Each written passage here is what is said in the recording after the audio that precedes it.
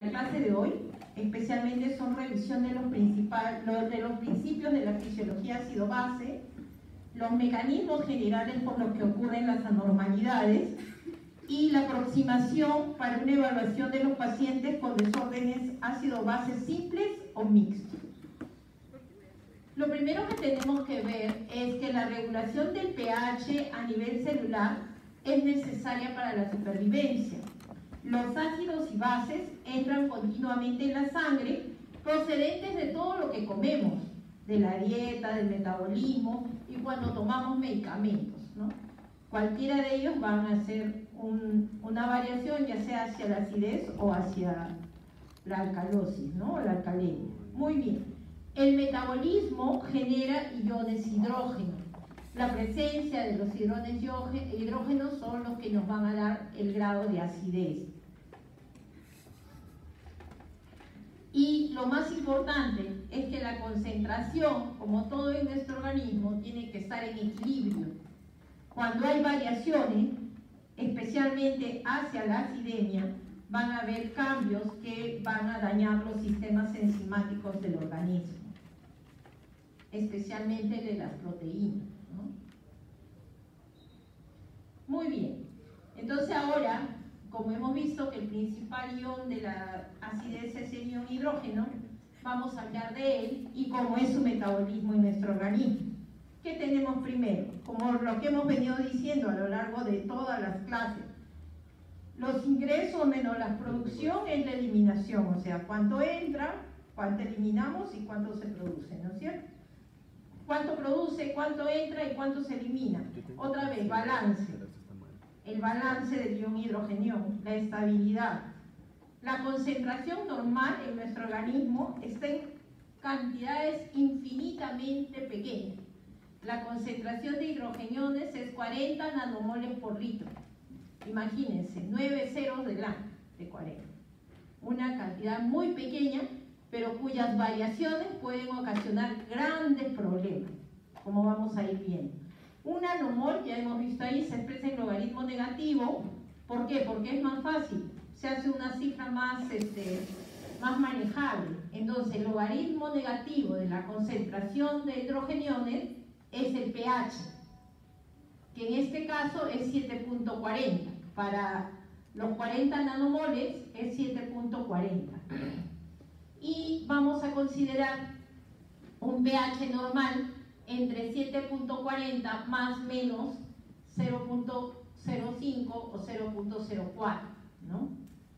Si tuviéramos estos cambios entre 0.10 o 0.20 del pH, ya sea para el lado de la acidemia o para el lado de la alcalemia, tendríamos grandes problemas de deterioro cardiopulmonar o del sistema nervioso central. Y si esto varía más, es incompatible con la vida. Imagínense la variación del pH lo que puede hacer, o sea, la cantidad de la concentración de hidrógeno. Y no sé si está ahí, pero les voy diciendo que los límites compatibles con la vida es pH entre 6.80 y 7.80. Se supone que menos o más ya va en contra. Entonces, cuando estamos hablando de fisiología ácido-base, tenemos que referirnos a los términos de ácido y base. ¿Qué es un ácido? Un ácido es aquella sustancia que puede donar hidrogeniones. Y una base es aquella sustancia que puede aceptar, que puede captar un hidrogenión. Por ejemplo, acá tienen el ácido carbónico. Un hidrogenión más la base que es el bicarbonato, ¿verdad? Entonces, cuando hablamos de la base, el bicarbonato es capaz de capturar a ese hidrogenión y se vuelve ácido carbónico. El ácido clorhídrico, el hidrogenión más el cloro. El amoníaco, hidrogenión más amonio. Ahí tenemos el fosfato de sodio. Ahí tenemos también cómo se puede hacer una base. Fosfato y un hidrogenión. Cuando hablamos de ácidos y bases, existe otra definición, que es que sean ácidos fuertes o bases fuertes o débiles.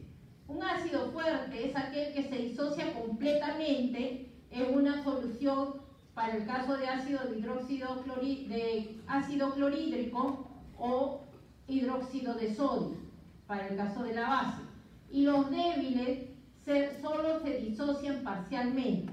El ejemplo más significativo en todo nuestro organismo es el ácido carbónico, que ahora lo vamos a revisar en amplitud, ¿no? O sea, es fuerte si se disocia completamente en ácido clorhídrico o en hidróxido de sodio. Muy bien. Hemos hablado de que esta concentración de hidrogeniones se mantiene estable, pero como es generado por el metabolismo, esta concentración de hidrogeniones va a sufrir pequeñas variaciones gracias a qué? Al tamponamiento químico por los tampones extra e intracelulares. O sea, siempre en nuestro organismo hay mecanismos para hacer que no se vaya de los límites que hemos hablado, que es 0.04 o 0.05 del pH. Y estos tampones están en el extracelular, que ya lo hemos revisado en amplitud, y en el intracelular, que ya los vamos a ir conociendo. ¿Qué otra cosa, qué otro mecanismo hace que esto pueda mantenerse sin mucha variación? El control de la presión parcial de dióxido de carbono sanguíneo por alteraciones en la tasa de la ventilación pulmonar, ¿no? Por decir, si tenemos mucho ácido, nosotros vamos a respirar más rápido para eliminar el CO2, produciendo taquimia, ¿no? O polimia. Eso es lo que dice por alteraciones en la tasa de la ventilación alveolar. Y cuando tengamos alcalemia, lo que va a hacer es disminuir la frecuencia respiratoria para retener el CO2 y tratar de mantener el estado estable o la homeostasis. Y luego, por último, tenemos que esta concentración de hidrogeniones va a también ser regulado por el control de la concentración de bicarbonato plasmático por cambios en la excreción renal de hidrogeniones. El guardián más fuerte y realmente que maneja la carga ácida es el riñón, como vamos a ver ahora, conforme avancemos. Y luego vamos a ver que producto del metabolismo existen dos tipos de ácidos: los ácidos carbónicos y los no carbónicos. Los carbónicos son del metabolismo de los carbohidratos y las grasas y se eliminan por vía respiratoria. ¿Estamos de acuerdo? Ese es el carbónico. Acuérdense, de anhídrido carbónico, de presión parcial de CO2, lo que sea, eso es. Los carbónicos del metabolismo de carbohidratos y grasas. Y los no carbónicos son del metabolismo de las proteínas. Y estos que van a producir ácido sulfúrico. Es más difícil de eliminar. Y la eliminación de estos ácidos se van a hacer con una combinación con bicarbonato y tampones del intracelular. Y básicamente por la excreción urinaria. Por eso, cuando hay falla renal, lo que se van a acumular son este tipo de ácidos, los no carbónicos. Porque los otros ya sabemos que salen por vía respiratoria. Esos términos sí recuerden. Muy bien, y vamos a ver, como estos son los más malos, vamos a ver de dónde salen. La fuente de ácidos no carbónicos. Tenemos la metionina y cisteína, que van a llegar a ácido sulfúrico, la combustión incompleta de las grasas de ácidos orgánicos, la combustión incompleta de los hidratos de carbono, ácidos orgánicos, el metabolismo de las nucleoproteínas, ácido úrico, el metabolismo de fosfato y fósforo orgánico, que es hidrogenión y fósforo inorgánico, ácidos potenciales en los alimentos, los cítricos, ¿no? Los cítricos, que forman citratos. Cuando hablamos de fisiología ácido-base, existen principios físico-químicos para tratar de explicar lo que pasa. Entonces, el primero que se habla en relación a fisiología ácido-base es la ley de acción de masas. ¿Qué dice la ley de acción de masas? La velocidad de una reacción es proporcional al producto de las concentraciones de los reactantes. Y este es un principio de Brownsville. En el ejemplo tenemos el agua. el agua se disocia en un hidrógeno y un hidroxilo, ¿verdad? Un OH. ¿Y qué tenemos ahí? Dice, por decir, y esta reacción se puede dar hacia la derecha o hacia la izquierda. Por decir, el movimiento a la derecha es el ejemplo B1, ¿no? Donde tenemos la constante del hidrogenión más el hidroxilo. Eso es movimiento a la derecha. Pero si de nuevo se vuelve a unir, es el movimiento hacia la izquierda. Y esa es ya la constante 2 de la concentración del agua. Movimiento a la izquierda. ¿Y qué dice Bronsted?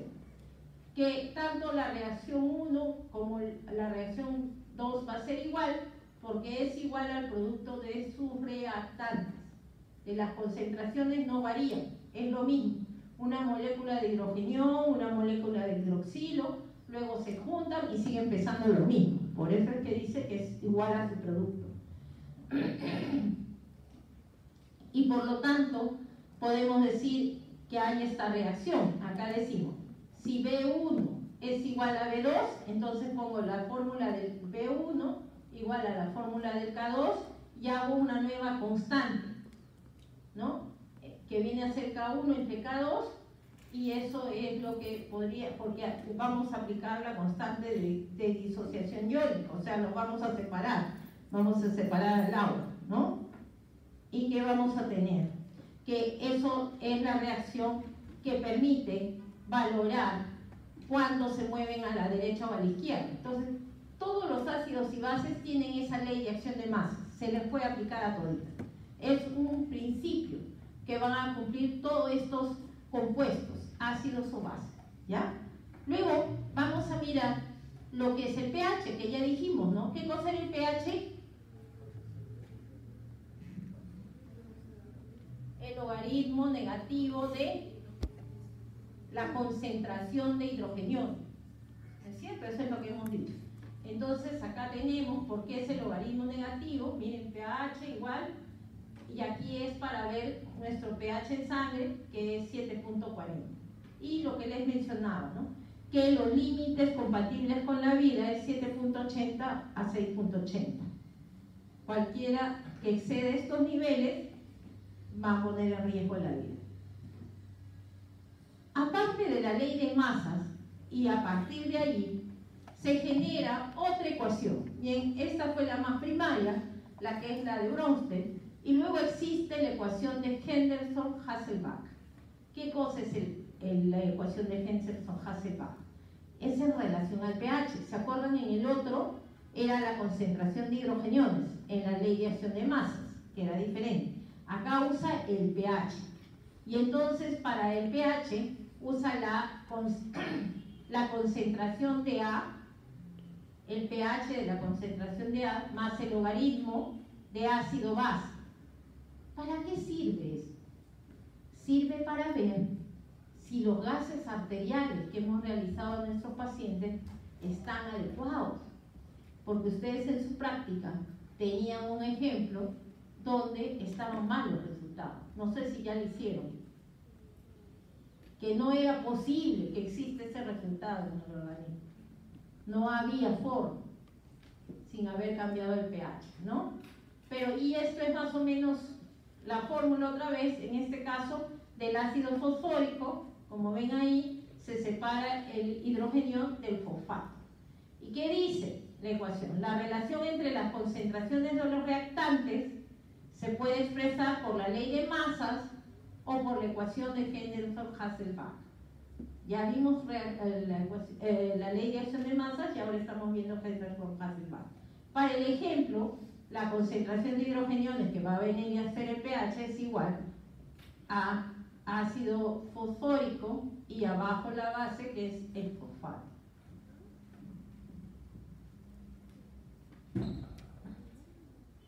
Y seguimos. Cuando lo vamos a expresar en forma de ecuación de Henderson-Hasselbalch, pH es igual al pK, que es la constante de disociación, más el logaritmo de el fosfato entre el ácido fosfórico. y Ka para esta reacción, en el caso de del ácido fosfórico y el fosfato, es 1.6 por 10 a la menos 7 mol por litro, o sea 160 nanomoles por litro, y el pKa es 6.80. Si además la concentración de la presión de oxígeno es 1 milimol y la concentración de nanomoles 40 nanomoles, vamos a tener en el caso de la ley de acción de masas, 40 es igual a 160. Finalmente, la ley de acción de masas nos va a dar como resultado 4. Eso es para ver el ejercicio.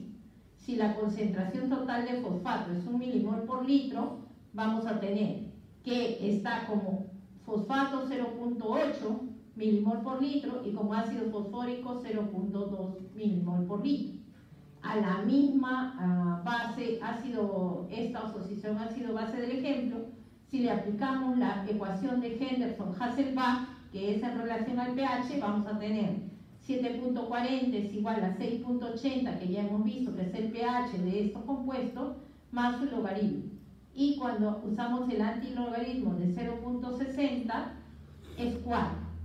O sea, tanto por la ley de acción de masas como por la ecuación de Hasselbalch, tenemos que el resultado es el mismo. Pero estos son los principios para conocerlo. Esto, como les digo, en la práctica nos puede servir para ver, porque ¿cuál vamos a ver en la práctica nosotros? Vamos a ver bicarbonato, ácido carbónico, ¿no? Y creo que por acá hay un ejemplo de eso también. Muy bien. Ya hemos visto más o menos cómo saber qué es lo que está pasando con los ácidos de nuestro cuerpo, con las bases. Y ahora rápidamente vamos a ir a cuáles son los mecanismos que nos protegen ante una carga ácida. Por eso se llaman amortiguadores o buffers también, ¿no? Estos buffers. Generalmente, ¿qué son? Ahí dicen ácidos débiles capaces de tomar o liberar hidrogenión para que los cambios en la concentración de hidrogeniones sean mínimos. Ahí nos dan el ejemplo otra vez del fosfato más el hidrogenión que hace ácido fosfórico. Los ácidos fuertes son tampones pobres. ¿Por qué? Si bien son fuertes, porque como vimos que se disociaban completamente, ¿no es cierto? Se separaban y ya no se volvían a unir, entonces no pueden tamponar. Nosotros necesitamos a los débiles que son capaces de capturar, quizás se saturen rápidamente, pero esos son como los soldaditos que protegen. En cambio, los que se disocian completamente o se ionizan completamente, no pueden captar estos iones hidrogenio. Entonces, los responsables de tamponar generalmente son ¿quiénes? Los débiles, los ácidos débiles. El principal buffer en el extracelular es el que ya les venía contando, el bicarbonato, dióxido de carbono.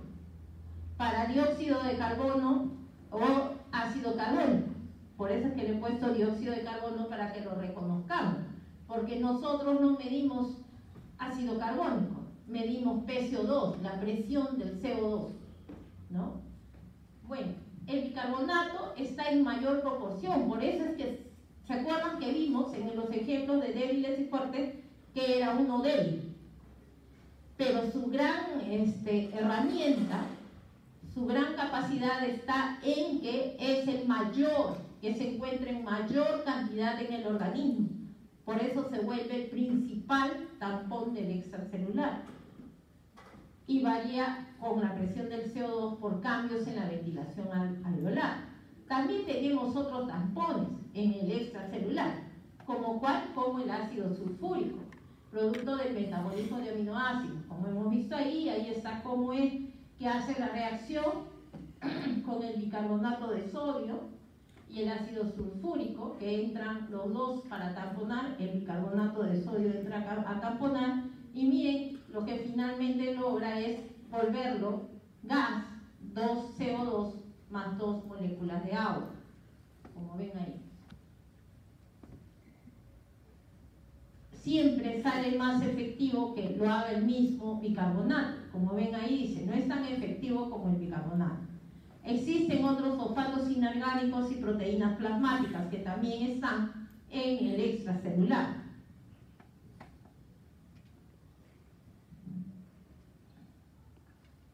Luego vienen los buffers intracelulares y óseos.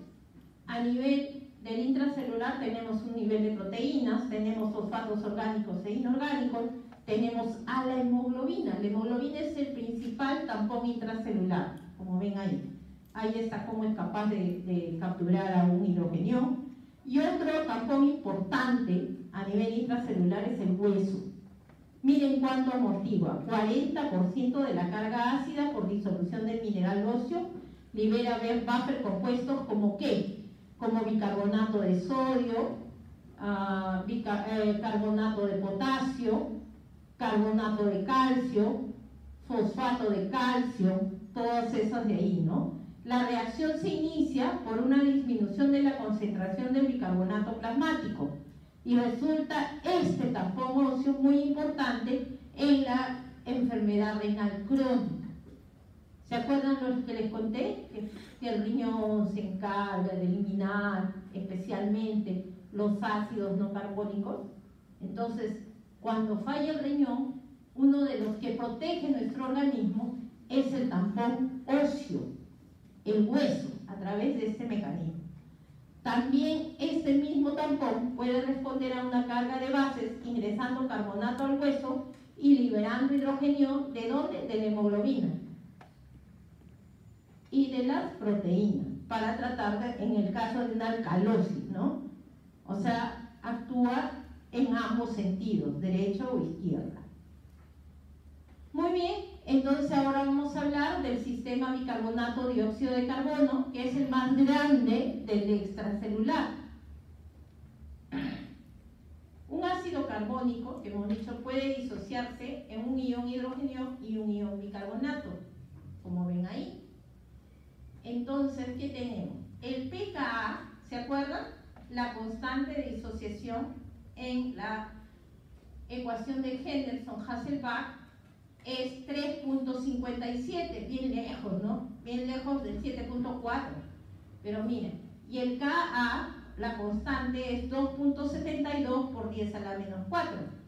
¿Qué tenemos?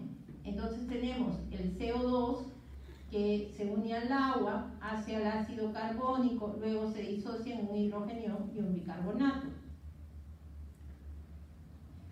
Y entonces tenemos la fase gaseosa y la fase acuosa.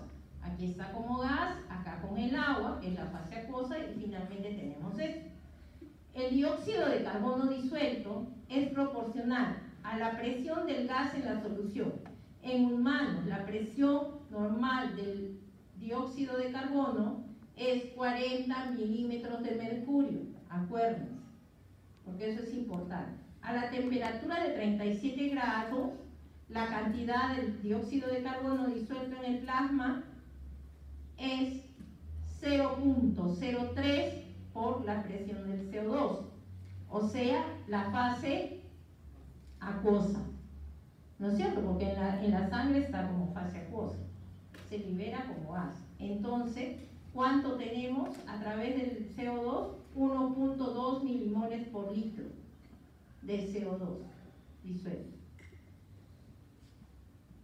El 0.03 es la constante de solubilidad para el CO2 en el plasma. Ahí está por qué sale esa cifra, ahí está toda la explicación en la lámina. Entonces aquí vemos la hidratación del CO2, ¿no es cierto? Este CO2 disuelto, que hemos visto que es 1.2 milimoles por litro, más el agua, se vuelve ácido carbónico. El CO2 no es ácido, pero al aumentar, este CO2 disuelto aumenta, se hidrata, y al hidratarse genera el ácido carbónico. ¿Por qué es que se considera como ácido? Pero normalmente no es un ácido, sino que es esta reacción que es capaz de hidratarse, que es lo que vuelve ácido carbónico. En los glóbulos rojos y en las células epiteliales del túbulo renal, la reacción de hidratación y deshidratación están aumentadas por la acción de la anhidrasa carbónica. O sea, es capaz de mover hacia un lado u otro por la acción de la anhidrasa carbónica, como vamos a ver. Y otra vez regresamos. el CO2 disuelto más el agua, otra vez el ácido carbónico, hidrógeno en bicarbonato. Otra vez, CO2 disuelto igual, ¿no? Por lo tanto, si ya obvio este paso, tengo hidrógeno más bicarbonato. Si le aplicamos a esto la ley de acción de masas que hemos visto para esta reacción, el agua es constante, la constante de disociación del agua se reemplaza por Ka, y el Ka es para esta reacción 2.72 por 10 a la menos 4, y la concentración de hidrógeno ya sabemos que es 40 por 10 a la 9 mol por litro. Y tenemos esto, resolvemos la ecuación para la ley de acción de masas y tenemos que K es igual al CO2 disuelto entre la concentración de bicarbonato. En el plasma, el Ka es 800 nanomol por litro. Entonces, concentración de hidrógeno es 800 por sustituyendo el 0.3 para esta reacción. Tenemos CO2 disuelto, 0.03 por 40, que es 1.2, y el bicarbonato, ¿no es cierto? 24 por 1.2, y tenemos que el pKa de esta reacción es 6.10. Bicarbonato, ya sabemos, concentración de bicarbonato normal, 24 milimol por litro, más o menos 2 milimoles, ¿no? Y en el caso del bicarbonato, como en el sodio, los milimoles son igual que los miliequivalentes. ¿Por qué? A propósito he puesto milimol y no he puesto miliequivalente. ¿Por qué, Gaby? Porque en el examen les va a venir indistintamente. Según quien termine de poner las preguntas, va a cambiar a milimol o a miliequivalente. Pero ustedes tienen que saber para que no se equivoquen. ¿Quién se acuerda? Pues yo ya les dije, desde la primera clase. ¿Por qué, Gaby?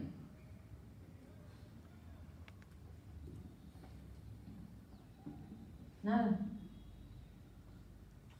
Mucha juerga han hecho el fin de semana largo ustedes. No han revisado. Porque tiene valencia 1, solo es capaz de unirse con un elemento, y entonces milimoles son igual que miliequivalentes. Acuérdense de eso. Y miren, hemos visto que el pK, o sea, el pK de la reacción dióxido de carbono bicarbonato es 6.10, es ácida, ¿sí o no? Está lejos del 7.4, pero como hay tanto, miren ustedes lo que pasa. pH, en este caso es 6.1, que es su pK, más el logaritmo del 24 entre 1.2, y ahí con esto que hace el buffer o el amortiguador, si llegamos al 7.4. Miren, la ecuación de Henderson-Hasselbalch, además de definir los determinantes de la recalculación del pH normal y del equilibrio ácido-básico en el líquido extracelular, también nos va a proporcionar información sobre el control fisiológico de la composición de ácidos y bases del líquido extracelular. ¿Qué significa eso? Que con esta ecuación, sabiendo que de esta ecuación la constante de disociación para el pH es 6.1, yo puedo poner, ¿tienen algún ejemplo de gases? Creo que tenían uno. Bueno, la cosa es que ustedes pueden poner ahí lo que dicen como presión del CO2 abajo por 0.03. ¿Estamos? Y puedo poner arriba la concentración del bicarbonato que me hayan dado. ¿Está bien? Cuando yo haga la suma, debo tener el pH 7.4. Si no es así, algo está mal en los gases. ¿Me entienden? Porque nosotros llegamos a tener el pH, ¿se acuerdan? El pH sale en los gases arteriales. Entonces pongo el pH y veo que me tiene que salir igualito con las cifras que yo pongo. Eso mejor se hace con un ejercicio, pero para eso sirve esta ecuación, para saber realmente qué está pasando en el extracelular. Y yo puedo corroborar si esos gases arteriales los ha hecho una máquina que está calibrada, que está bien preparada para hacerlo, porque puede estar censando lo que sea. Y la única forma como voy a saber qué está pasando es si hago una corroboración con la ecuación de Henderson-Hasselbalch, que es esta. Cambio el valor del pH y pongo mi pH que me da el gas y pongo el 6.1 más lo que esté pasando en los gases, con esta fórmula. Y me debe salir ese pH. Y si no me sale ese pH, es que está mal la máquina. Están mal los resultados. Muy bien. Así como podemos medir el pH extracelular con estas máquinas de gases arteriales que miden el constante de disolución de los gases, el nivel de bicarbonato, también hay formas de medir el pH intracelular. ¿Cuáles son los métodos para esta medición? Tenemos la espectrometría, la resonancia magnética nuclear con un ácido débil, con microelectrodos de hidrogenio, marcadores fluorescentes. Y el pH del intracelular es 7.17 a 6.69. Hay variables según cada tejido, por decir, si es el músculo es 7.06 y el tubo contorneado proximal 7.13. Cambio. La regulación intracelular va a depender de varias cosas, de la tasa de actividad metabólica, o sea, cuánto está pasando en el organismo. Será totalmente intensa cuando estamos frente a un cuadro de sepsis que esté generando mucha acidosis láctica, entonces cambiará.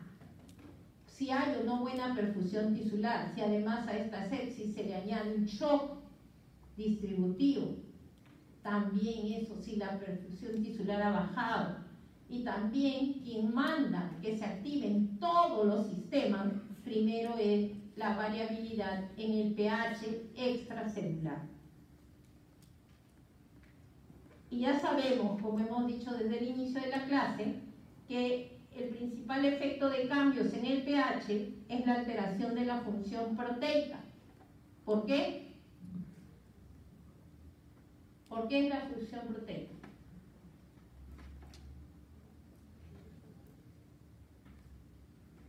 ¿Se acuerdan?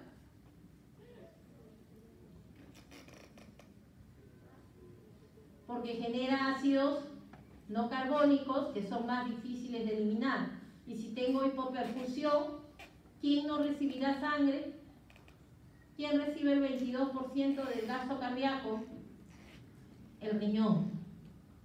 Si el riñón no funciona, que es el que elimina la carga ácida por excreción de acidez titulable, no titulable y generación de bicarbonato, todo el sistema va a estar en un problema serio. Por eso dicen, acuérdense que el que va a activar todo es la carga proteica que tengamos. Muy bien, ahora vamos a enfocar toda esta parte teórica de la fisiología ácido-base a algo más práctico. Ya llegamos. Entonces, el pH es igual a la relación entre cómo funciona el riñón y el pulmón, ¿no? En nuestro principal buffer, que es bicarbonato, dióxido de carbono. ¿Qué tenemos? Que el pH normal, o sea, la concentración de hidrogeniones, o el logaritmo negativo de la concentración de hidrogeniones es 7.40, pero sus márgenes son 7.35 y 7.45. Eso quiere decir que la concentración de hidrogeniones está entre 37 y 45 nanomol por litro. La presión del CO2, del dióxido de carbono, es 37 a 45 milímetros de mercurio.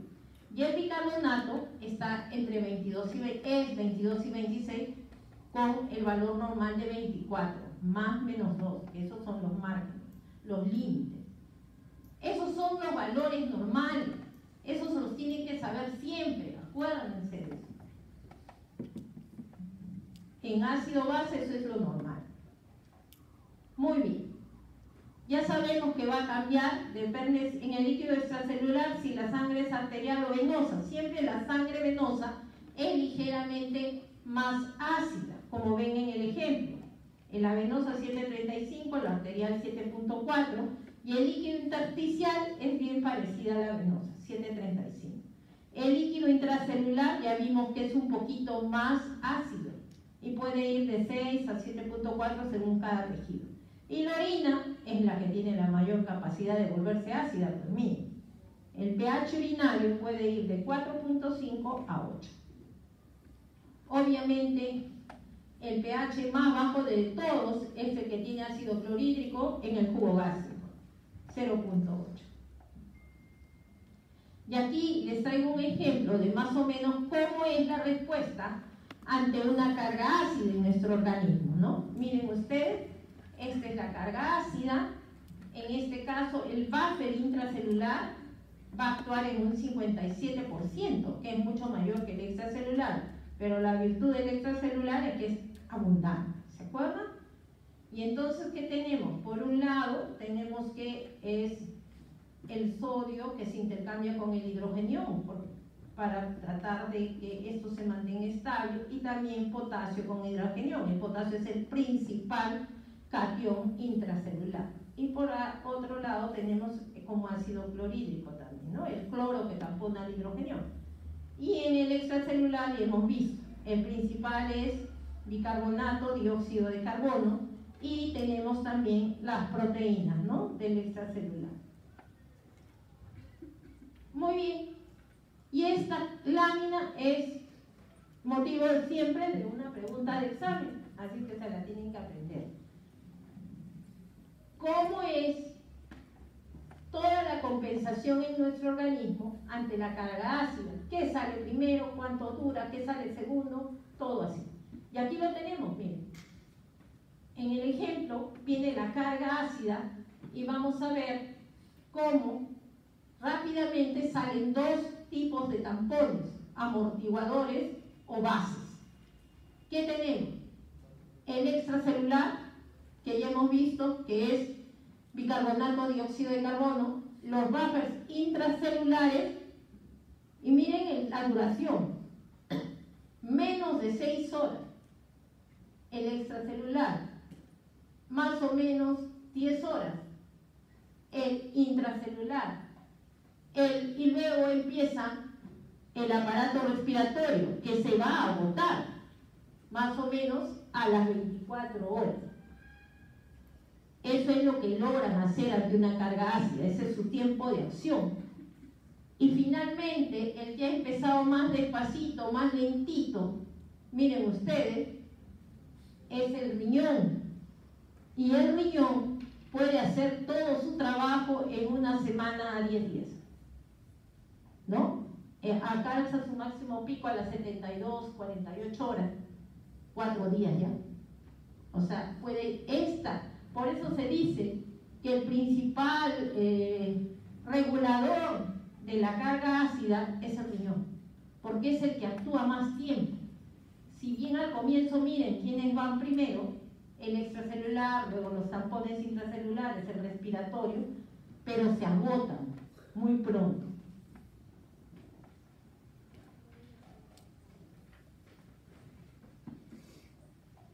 Muy bien, y ahora que hemos visto que nuestro principal amortiguador es bicarbonato, dióxido de carbono, vamos a ver qué pasa en acidosis metabólica. En acidosis metabólica, como les voy a definir luego, les voy diciendo, es cuando disminuye la concentración del bicarbonato plasmático porque ha aumentado la carga ácida. Hay más hidrogenio. Por eso hay acidemia, o sea, el pH está menor de 7.35 y el bicarbonato está bajo. Eso es acidosis metabólica, y una vez que el organismo sensa el pH extracelular, que es el que desata todo, el pH extracelular que baja, se activan los buffers que ya vimos en la lámina anterior, y en el respiratorio va a ser sensada a través de los quimioreceptores de la respiración, ¿no? Que son periféricos, y esto, ¿qué va a hacer? La respuesta va a ser aumentar la frecuencia respiratoria para eliminar el CO2, que ya vimos que no era un ácido, pero como se hidrata, se vuelve ácido carbónico, ¿cierto? Y una manera de bajarlo es cuando empieza la respiración. Ya hemos visto que empieza después del buffer o el amortiguador extracelular e intracelular. Acá dice, empieza al cabo de 1 a 2 horas y llega a su máximo al cabo de 12 a 24 horas, que ya lo vimos en el ejemplo anterior. Luego, la acidemia grave puede alcanzar los 30 litros por minuto, o sea, lo gana, lo agota demasiado rápido. Y cuando esto pasa, cuando la acidemia es demasiado, vamos a tener la respiración de Kussmaul. Ustedes se van a ir a revisar qué es la respiración de Kussmaul, pero yo les cuento, es esa respiración agitada, frecuente, que parece que el paciente tuviera neumonía. Y revisen en el libro de semiología cómo es exactamente, pero eso lo vemos en las emergencias, ¿no? Ahora eso pasa en acidosis. Ahora vamos a ver el otro. ¿Qué pasa en alcalosis metabólica? Igual, en este caso, si bien en el pH extracelular están los quimiorreceptores periféricos, para la alcalosis metabólica son los centrales. Y otra vez, aquí como les dije al inicio de la clase, lo que hacen es disminuir la frecuencia respiratoria para que se quede el ácido, para tratar de otra vez regresar al estado estable, ¿no? Con la alcalosis metabólica hay un aumento de la concentración de bicarbonato con un aumento del pH mayor de 7,45. Y ahí se produce todo, tratando de que se vuelva ácido para que regresemos al estado estable, porque es sensa que le falte el ácido. Y ahora llegamos a lo que hace el riñón, que es parte de este capítulo. La orina, si ustedes se ponen a revisar, no sé si ya hicieron la práctica de cómo es la orina, las características de la orina. La orina es ácida, porque está eliminando la carga que producimos de lo que comemos. ¿Está bien? Cuanto más proteína coma, más ácida será mi orina, ¿cierto?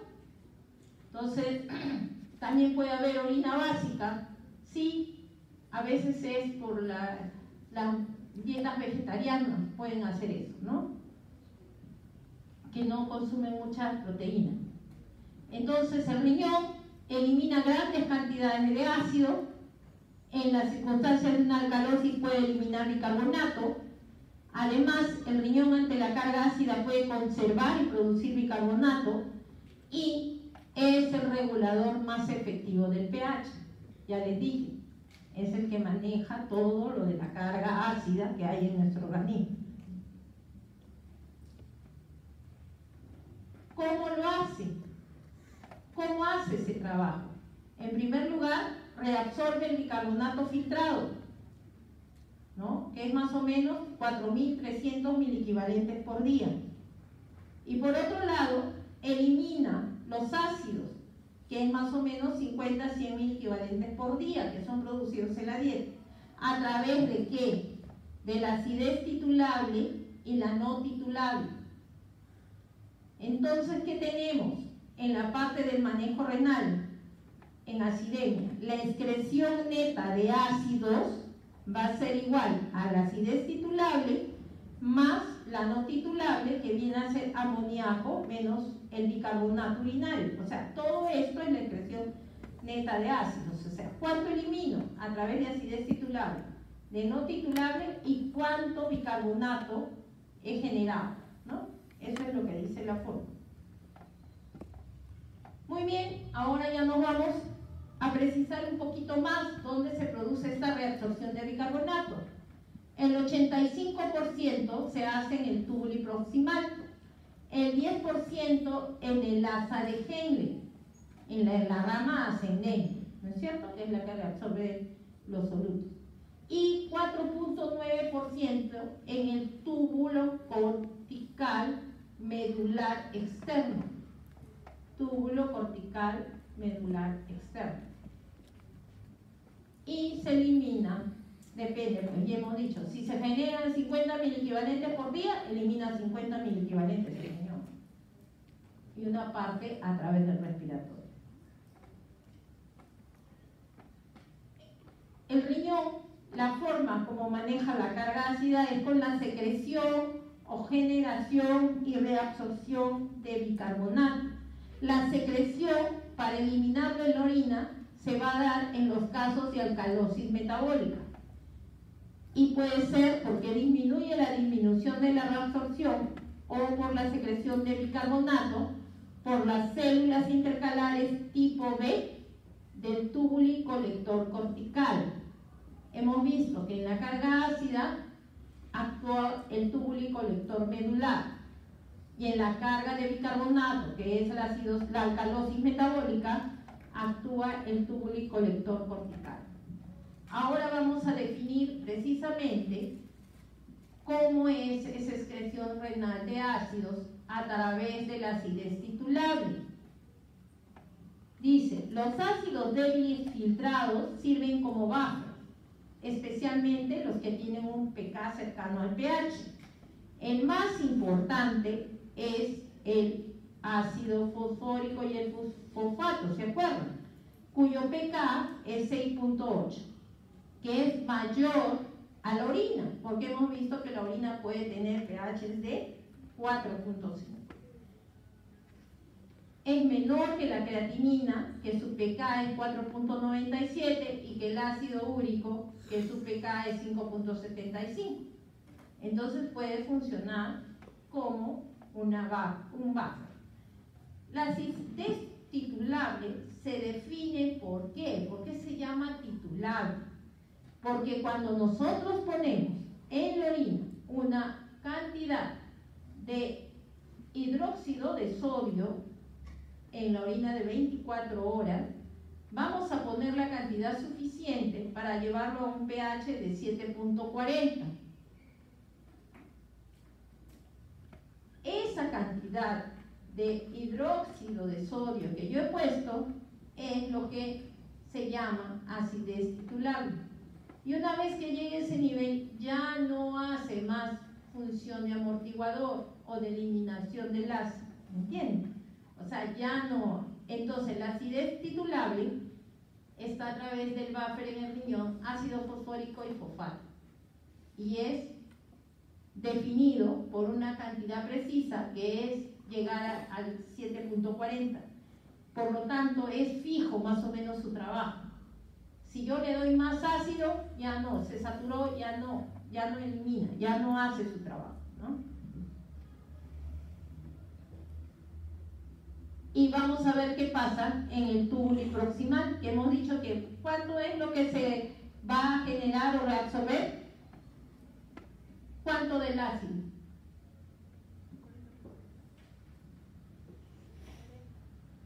40. A ver, no hemos dicho eso. Vamos a retroceder para que vean. Ya está.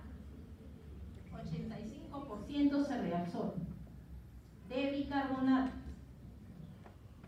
que es como lo que vamos a ver acá en el túbulo proximal. Miren, acá está el bicarbonato, así este lado es el lado del capilar peritubular y así este lado es el lumen, ¿no?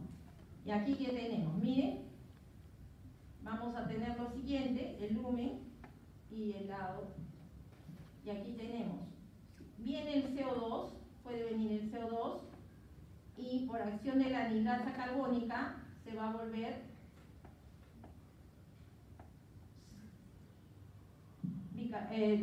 dióxido de carbono, ¿no? Ácido carbónico, este de aquí, acción de la anidrasa carbónica y se vuelve gas, CO2, y este CO2 va a difundir al interior de la célula tubular.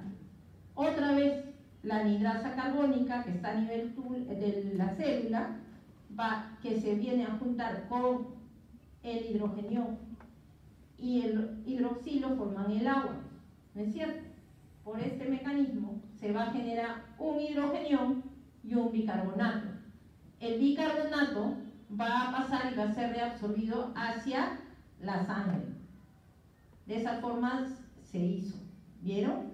O sea, no es que entra de frente el bicarbonato, la reabsorción del bicarbonato va a ser a través de la catalización de la anhidrasa carbónica.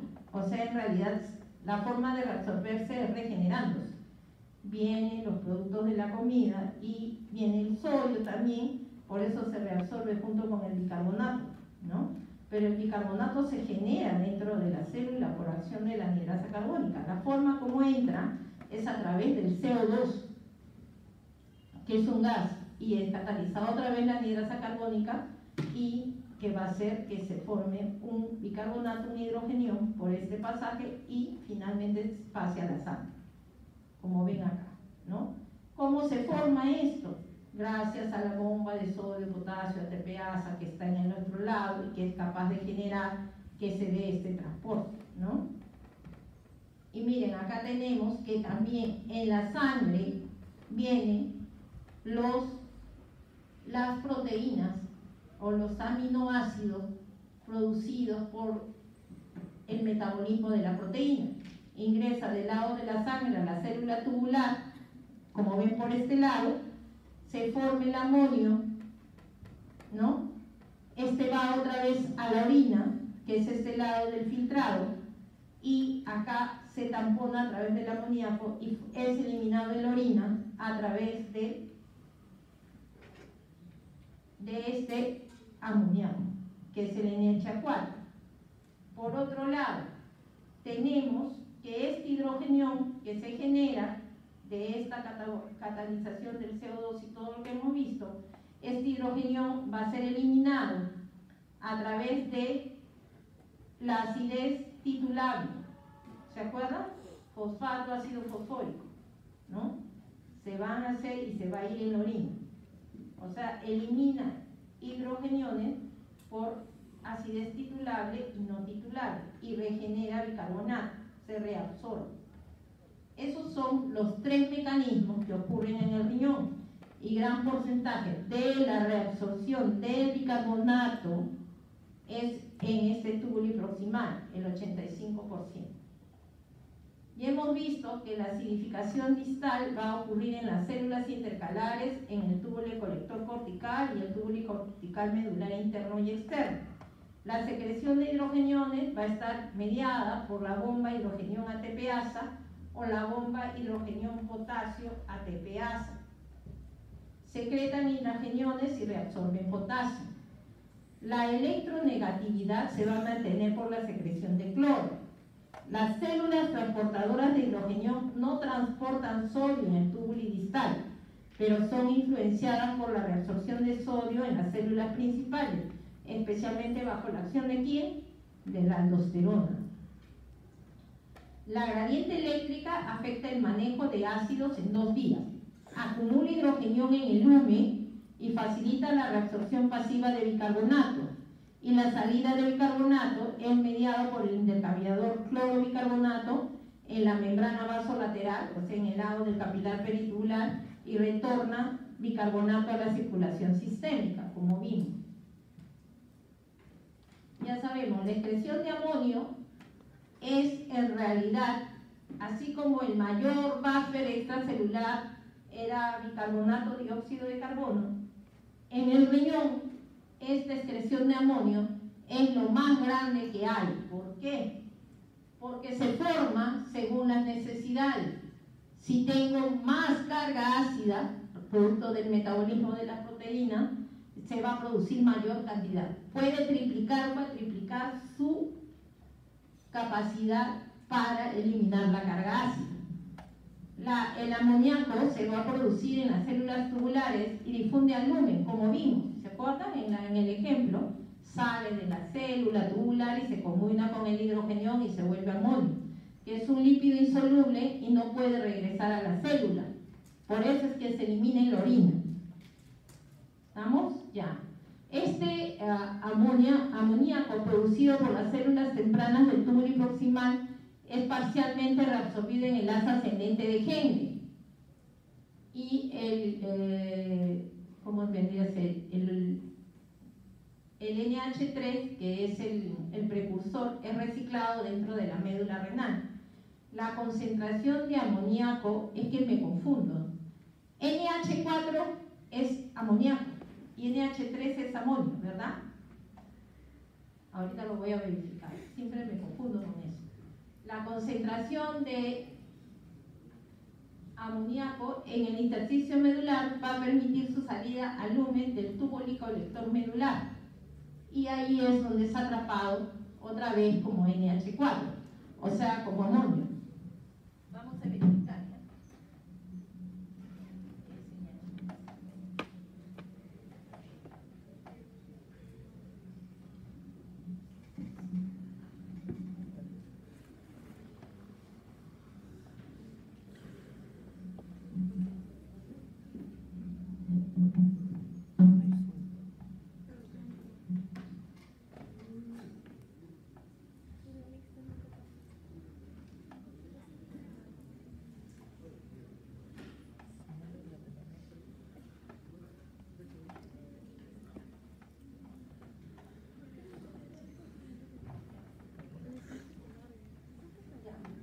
Ya listo. Amonio NH4, amoníaco, y amoníaco NH3, ¿ya?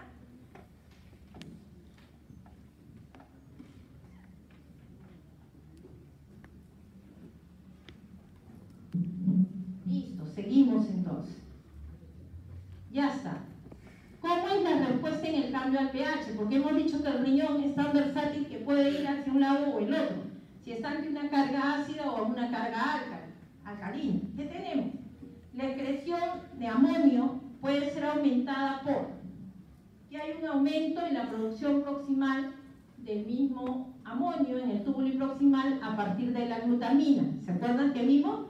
La vía de la glutamina que viene del metabolismo de la proteína. ¿Qué va a hacer el cambio del pH? Disminuye el pH urinario. La disminución del pH urinario aumenta la difusión de amoníaco en el lumen del túbulo contorneado, del túbulo colector medular. Si damos una carga ácida, el amonio aumenta a partir de las 2 horas y su respuesta máxima es en 5 a 6 días. ¿Se acuerdan lo que vimos en el cuadrito cuando salen todo ese cuadrito de los buffers, de los amortiguadores? Se produce una ganancia de glutamina por el riñón y una producción elevada de amonio tubular, ¿no? O sea, depende cuando necesitamos ante la carga alcalina que responda este amonio. Y aquí está lo que pasa en el túbulo colector. Así como vimos lo que pasaba en el túbulo proximal, aquí tenemos qué pasa en el túbulo colector. Y miren, acá tenemos en el túbulo colector cortical, que es la célula principal, la célula alfa intercalar, tanto del colector cortical como el colector medular, y la célula beta intercalar, ¿no? Como ven, cuando actúa a nivel de la célula cortical, del túbulo colector cortical, está bajo la acción de aldosterona, igual que en el alfa intercalar, como ven acá, ¿no? Y miren, siempre hay un potencial de membrana negativa generada por la bomba de sodio-potasio ATPasa. Dice que en este caso también tenemos la bomba hidrogenión ATPasa. Y miren acá lo que vamos a tener aquí, miren. Ya se generó a partir de dónde, miren, acá está el renina, angiotensina, aldosterona. Actúa sobre esta bomba es la que intercambia. ¿Qué hace aldosterona en el túbulo? ¿Qué hace aldosterona normalmente?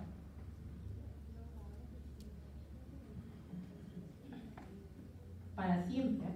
Cuando lleguen como internos igual les voy a volver a preguntar eso. Reabsorbe sodio y elimina potasio. Igual reabsorbe sodio y elimina hidrogenión. Eso hace aldosterona en circunstancias normales. ¿Y qué cosa va a pasar ante la carga ácida? Aquí está. Hay esa bomba que esa aldosterona hace que haya consumo de energía para que se maneje todo esto del hidrogenión. ¿Y qué tenemos? Miren, en esta célula viene de la sangre, viene el CO2 con el cloro. Miren, el CO2 entra, el cloro se recicla y este CO2 va a actuar por la anhidrasa carbónica que se van a unir con el agua y van a generar el bicarbonato y el hidrogenión. Este hidrogenión va a ser eliminado hacia el lumen tubular para que se vaya en la orina y se puede ir como CO2, se puede ir como acidez titulable o como amonio, como ven acá, parecido a lo que pasó en la tubular proximal. ¿Y qué va a pasar en el caso de la célula beta intercalar del túbulo y colector cortical? Tenemos casi lo mismo, solo que miren cómo se invierte la bomba. Ahora está en el lumen, está en el capilar peritubular, hacia arriba, la bomba consumidora de la energía. Y hacia acá tenemos al cotransportador. ¿Y aquí qué va a pasar? Miren ustedes, va a pasar hidrogenio hacia el capilar peritubular, entonces será en el caso de alcalosis metabólica.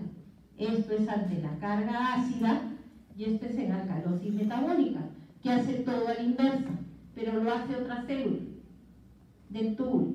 Miren, en este caso el hidrogenio va a ir a la sangre y va a eliminar el bicarbonato a la orina para tratar de regresar al estado estable.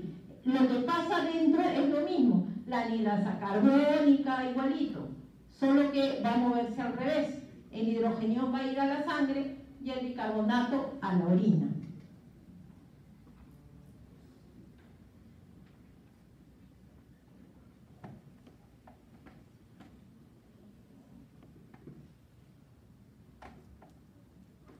Seguimos. Y aquí es el resumen de lo que ya hemos visto. Lo que pasa en el túbulo proximal, tanto con la acidez titulable como no titulable, y lo que pasa en el túbulo colector. Y lo poco que pasa en el asa de Henle, que hemos visto que se produce una reabsorción del bicarbonato. ¿Qué factores van a modificar? Los que aumentan la secreción de hidrogenio y la reabsorción de bicarbonato es... ¿Cuándo voy a tener eso? Cuando tengo acidosis metabólica, ¿no es cierto? ¿Y eso qué va a significar? Que hay un aumento de la presión del dióxido de carbono para eliminar la carga ácida, hay un aumento del hidrogenio y una disminución de la concentración de bicarbonato, que es lo que define acidosis metabólica. Hay una disminución del volumen de líquido extracelular cuando hay hipovolemia, hipoperfusión, y que se va a desencadenar el incremento del sistema renina-angiotensina-aldosterona. Y también va a estar influido por la hipocalemia, porque ustedes vieron que el túbulo colector cortical, ¿qué hace bajo acción de aldosterona normalmente?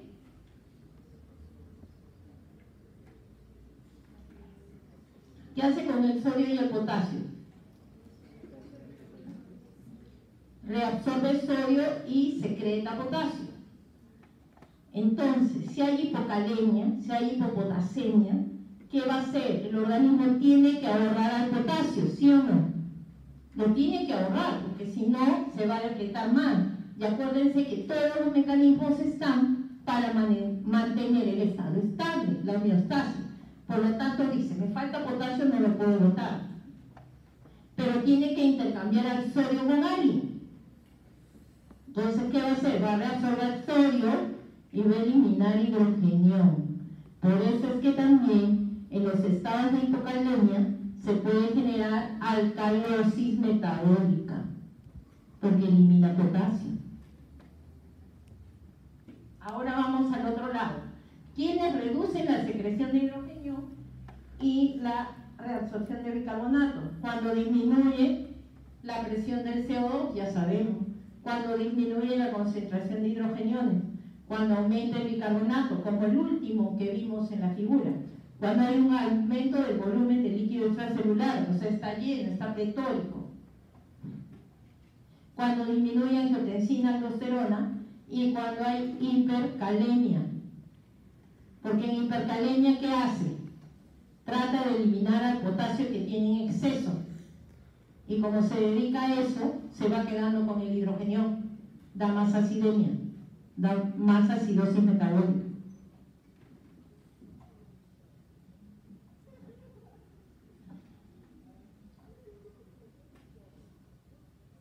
Ya les dije que el principal regulador para que esté estable el organismo es el pH extracelular. ¿Qué tenemos en acidemia? Hay un aumento del intercambio de sodio-hidrogenión a nivel luminal, hay un aumento de la actividad de la hidrogenión ATPasa luminal, como vimos en el túbulo cortical medular. Hay un aumento de la actividad del cotransportador sodio 3 bicarbonatos en la membrana vasolateral, en el lado del lumen de la sangre, ahí. Y hay un aumento de la producción de amonio de la glutamina, ¿no? Eso es para eliminar la carga ácida. Entonces, ¿cuáles son las implicancias clínicas? ¿Para qué estamos revisando tanto ácido básico? Una carga ácida va a aumentar la liberación de calcio del hueso, ¿sí o no? ¿Qué vimos? Que cuando había hidrogenión salían los buffers intracelulares también. Y básicamente el hueso manejaba un gran porcentaje, ¿no es cierto? Entonces, ¿cómo lo hace? Sacando calcio del hueso. Y esto aumenta la excreción urinaria de calcio. Si estamos ante un estado de acidemia crónica, como pasa en la falla renal, ¿qué va a pasar? Disminuyendo el calcio del hueso que vamos a tener. ¿Cómo se llama eso?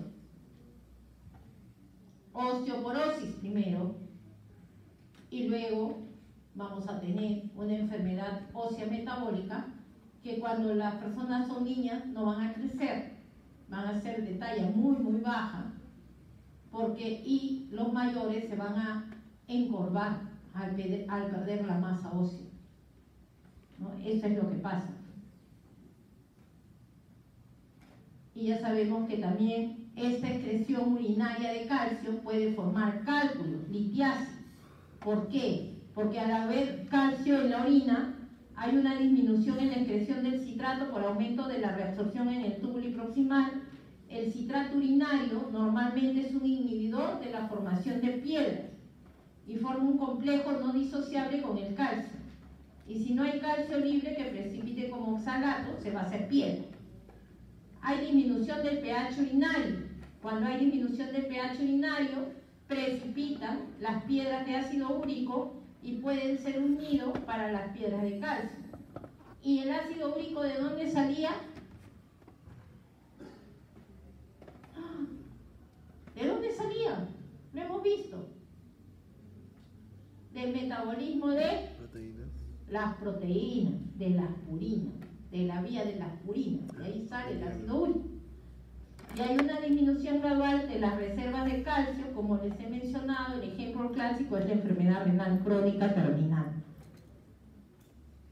Muy bien, ahora vamos a entrar a la interpretación en la práctica clínica.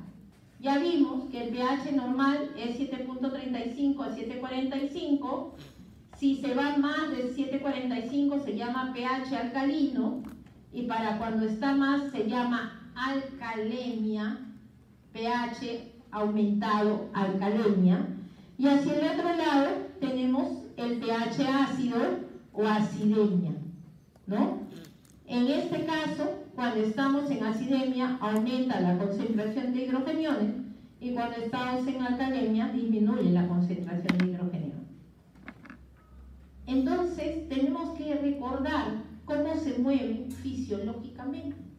Y eso es la amortiguación química de ácidos y bases, ya vimos, ¿no es cierto? Aumenta la concentración de hidrogeniones, disminuye el pH, disminuye el bicarbonato, acidemia. Disminuye la concentración de hidrogeniones, aumenta el pH, aumenta el bicarbonato, alcalemia. Los procesos que ocasionan cambios en la concentración del pH se van a llamar acidosis y alcalosis metabólica. Pero nuestro organismo puede presentar trastornos mixtos, combinación de ambos. Puede tener acidosis metabólica, puede tener una subalcalosis, puede tener acidosis respiratoria, puede tener alcalosis respiratoria, todos se pueden presentar. Entonces, ¿cómo es la respuesta del respiratorio en caso de acidemia? Aumenta la presión del dióxido de carbono y en el caso de alcalemia disminuye la presión del dióxido de carbono. Los trastornos en este caso se llamarán acidosis y alcalosis respiratoria. Si aumenta la presión del CO2 es acidemia, si disminuye es alcalemia. Este es un flujograma para que veamos cómo es lo normal y los disturbios que se presentan. Ya falta poquito, ya vamos a acabar. Entonces, ¿qué tenemos? El pH o la concentración de hidrógeno es normal. Aún así, tendríamos que mirar si está más de 7,45, este grupo, alcalosis, que será aumento de la concentración de bicarbonato con la respuesta. Y cuando esto se presenta con aumento de la concentración de bicarbonato, se llama alcalosis metabólica.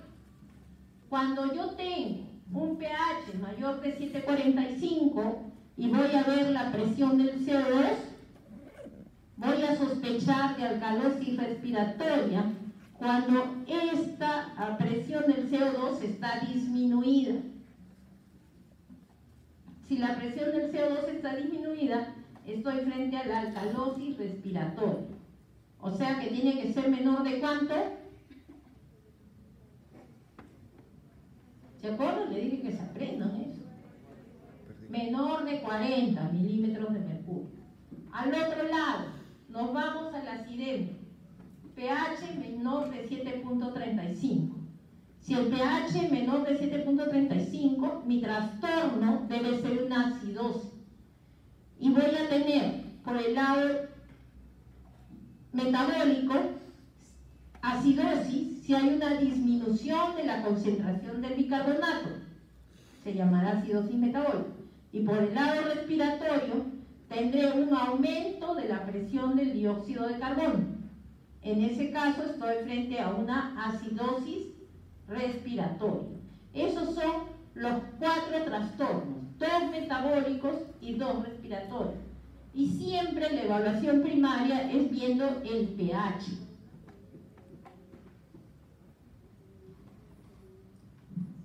Esos son los 4 trastornos primarios, metabólicos y respiratorios. Ahora vamos a ver rapidito acidosis metabólica. No voy a incidir demasiado porque en fisiopato vamos a disgregar todito. Entonces, ahí tenemos. Quiero que miren las flechitas. ¿Por qué? Porque miren, las flechitas, cuando la respuesta es lo adecuado, todas las flechitas se mueven en el mismo lado. Si uno baja, todos bajan. pH bajo. Concentración de bicarbonato bajo, presión de CO2 baja para tratar de compensar, ¿cierto? Se mueven juntos, en la misma dirección, como ven las flechitas ahí, ¿ya? Entonces, ¿qué tenemos? Esto no se va a cumplir si se altera la función renal, no se va a cumplir si tengo un problema respiratorio, ¿me entienden? Y entonces, cuando voy a ir a mirar cómo se define acidosis metabólica, tenemos que acidosis metabólica es cuando hay una disminución del pH secundario a una disminución de la concentración de bicarbonato plasmático o a un aumento de la carga ácida, ya sea endógena o exógena. Será carga endógena cuando estemos frente a una acidosis láctica o a una cetoacidosis diabética. Se producirán ácidos en el cuerpo y será exógena cuando se produzca por que hay un envenenamiento, porque han tomado medicamentos que generan mucho ácido, o también se considera ahí a la insuficiencia renal aguda y crónica, porque son ácidos generados del metabolismo, de la ingesta, de que vino de afuera hacia adentro. ¿Está bien? Les explico así para que se den cuenta por qué no están en los endógenos. ¿Ya? Esa es la gran definición de alcalosis, de acidosis metabólica. Ya hemos visto cómo es la respuesta, ¿cierto? Ahora vamos a ver dos grandes grupos. Ya está, ya les dije eso. Ya sabemos que la máxima respuesta renal es en 5 a 6 días con un aumento de la excreción de amonio. Ya hemos visto, a nivel proximal y en el túbulo colector, ¿cierto? Ya sabemos que la acidez titulable es limitada, porque solamente se satura el fosfato de la orina y ya no puede funcionar como un tampón. Solo cambia esto en acetoacidosis diabética. Esto es lo que les quiero explicar. Si aprenden esto, ya aprendieron acidosis metabólica. Miren, ¿qué cosa es el anion gap en acidosis metabólica? El anion gap viene a ser los aniones no medibles que están en el plasma. Es la concentración de aniones no medibles. Eso es el anion gap. ¿Por qué les he traído esta lámina? Porque vamos a regresar a lo que les dije en la primera clase. Cationes, aniones, todo tiene que estar en equilibrio. Cargas positivas y negativas. ¿Cierto? Ya.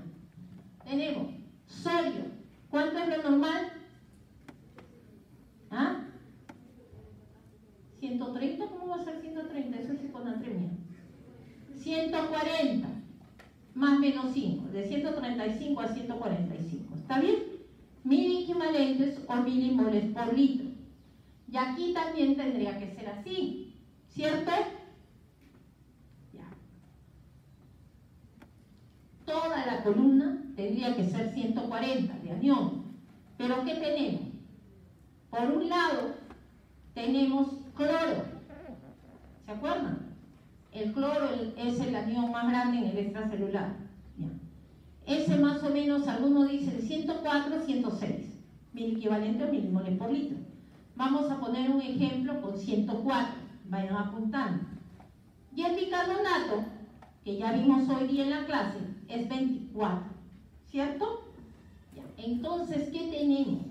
Si yo sumo 104 más 24 es 128 y me faltan 12 para llegar a 140, ¿cierto? Ya. ¿Qué hemos dicho que es la definición de brecha aniónica, de anion gap? Que es la concentración de los aniones no medibles, que están en pequeñas cantidades, pero están. Hay calcio, cobre, proteínas, todo, aniones, que están en menor cantidad. Pero medirlos sería súper engorroso porque son muchos. Entonces, como no medimos directamente el anion gap o los aniones no medibles, vamos a usar la suma algebraica de la diferencia. Entonces yo voy a saber cuánto es el gap porque sé que tienen que estar en equilibrio. Deben ser 140 en la columna de cationes y 140 en la de aniones. Si solo tengo 128, mis cationes no medibles es 12, ¿cierto? Ya, se considera anion gap normal. Algunas literaturas dicen 10 más menos 2 y otros dicen 12 más menos 4. Hay que ponernos de acuerdo, pero podemos usar para efectos prácticos 10 más menos 2, ¿no? Están de 8 a 12. Ya, hasta ahí me siguieron. Eso es lo normal. En acidosis metabólica hay dos tipos de causas. ¿Se acuerdan que les he dicho? Uno, porque entra el hidrogenio, y otra, porque se pierde bicarbonato. Entonces, si tú dices pierdo bicarbonato, ¿por dónde puedo perder bicarbonato?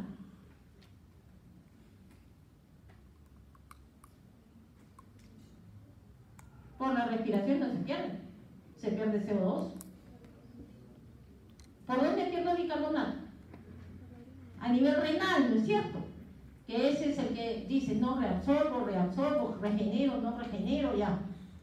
Una de las pérdidas puede ser a nivel renal, que se conoce como acidosis tubular renal. Y hay 4 tipos, 1, 2, 3, 4, ya eso lo vemos después. O sea, puedo tener una pérdida renal o puedo tener una pérdida extrarrenal de bicarbonato, y eso a través de los intestinos, gastrointestinal. Básicamente intestinal, porque por gástrico, ¿qué pierdo? Si vomito, ¿qué pierdo? ¿Ácido o base? ¿Ah? Ácido clorhídrico, ¿verdad? Ya, esa es otra cosa. Pero estamos hablando de pérdida de bicarbonato. Gastrointestinal, diarrea tipo cólico, acidosis metabólica. Entonces, vamos a ir aquí en este cuadrito, es este ejemplo. ¿Y qué vamos a tener? El anion gap sigue en 12. ¿Estamos de acuerdo? Y ustedes ven dónde he puesto la flecha. Le he puesto en bicarbonato. ¿Por qué?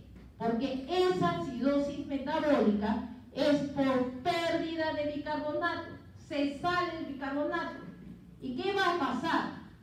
Como la columna de aniones tiene que estar igual que la de cationes, por cada bicarbonato que se pierde, aumenta un cloro, porque tiene que mantenerse estable. Y este cloro será más alto cada vez, según la cantidad de bicarbonato que se pierde. Por decir, de 24 se ha vuelto 12 en bicarbonato. Eso es acidosis metabólica, pérdida de bicarbonato.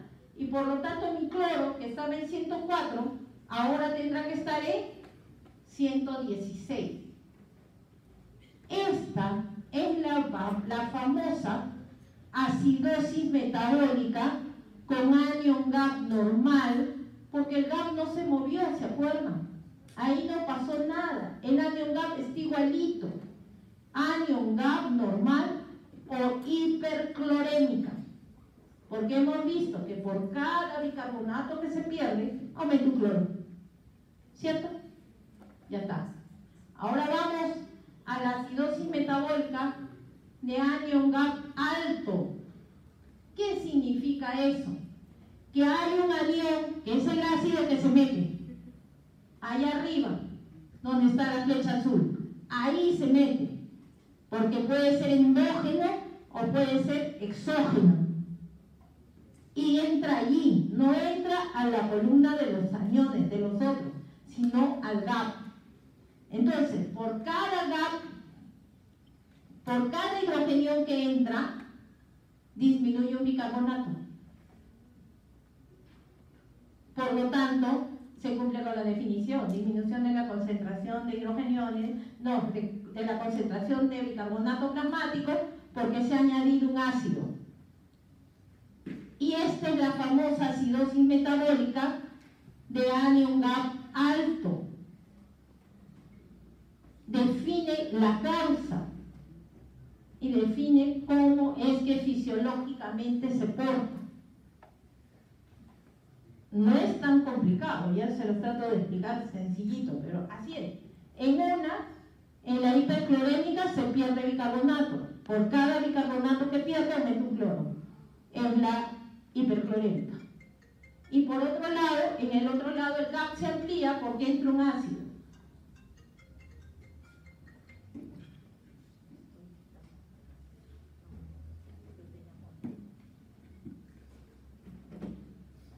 Seguimos, disculpen. Muy bien, ahora, eso es acidosis metabólica, chicos. Así en 2 láminas.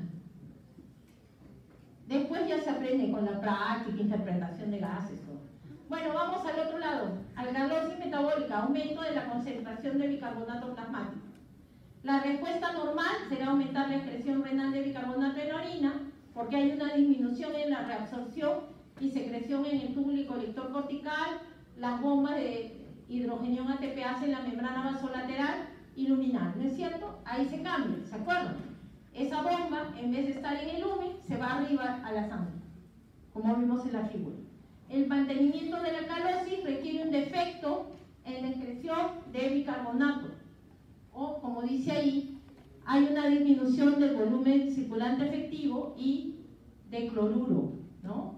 Porque acuérdense que se reabsorbe en forma de cloruro de sodio.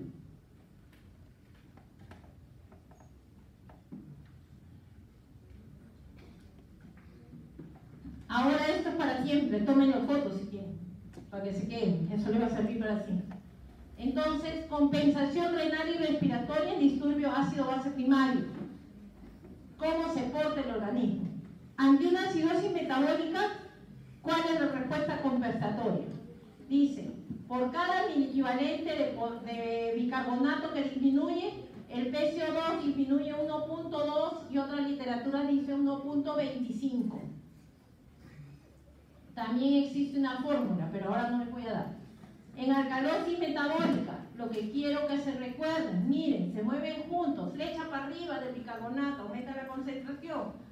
Por cada miliequivalente de bicarbonato que aumenta, la presión del CO2 también aumenta, 0.7 milímetros de mercurio.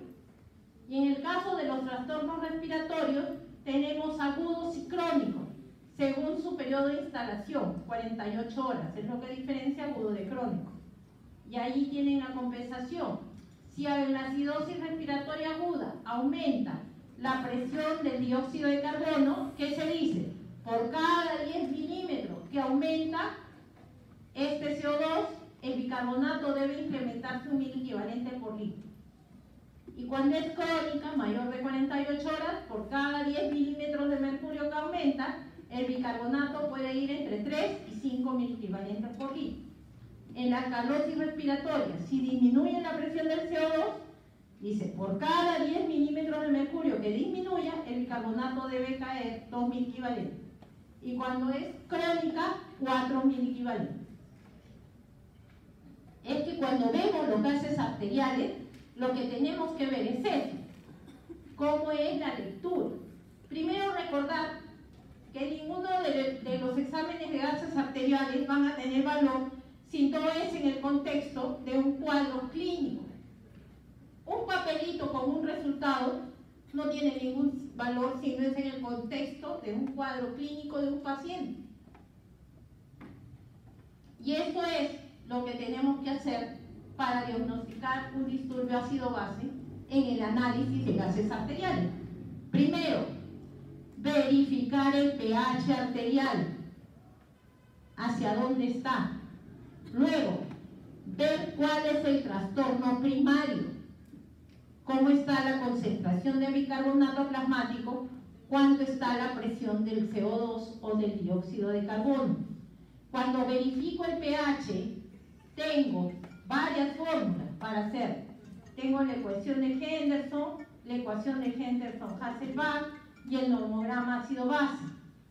Para ver el disturbio primario, tengo que ver si el bicarbonato, ¿qué cosa tengo? pH en acidemia, puede ser alcalosis metabólica, no, disculpen, si el pH está en acidemia, debe ser acidosis metabólica o acidosis respiratoria. Entonces tendré que mirar. Una vez que he visto el disturbio primario y he dicho, este trastorno es metabólico respiratorio, si es metabólico o renal, tengo que ver cuál es su compensación respiratoria con la tabla anterior, ¿no? Y si es respiratorio, tengo que ver cuál es su compensación metabólica.